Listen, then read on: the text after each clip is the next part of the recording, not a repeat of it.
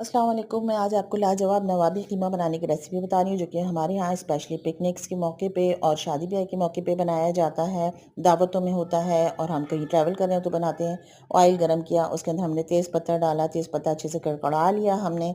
ओहो, तेज़ पत्ता कड़कड़ गया है। उसके बाद हमने गोल साबुत मिर्चें डाली। लाल मिर्चें डालने के बाद लहसुन अदरक हमने मोटा मोटा चॉप किया हुआ था, वो हमने इसके अंदर डाल लिया। उसको थोड़ा सा भून लिया हमने। उसको भूनने के बाद हमने इसके अंदर दालचीनी, लौंग, बड़ी इलायची लाजमी डालनी है, ज़ीरा, तेज़पत्ता, काली मिर्चें, ये सब डाली। साथ साथ प्याज डाली, थोड़ा सा काली मिर्च का पाउडर डाला। उसके बाद हमने इसके अंदर कीमा डाल लिया।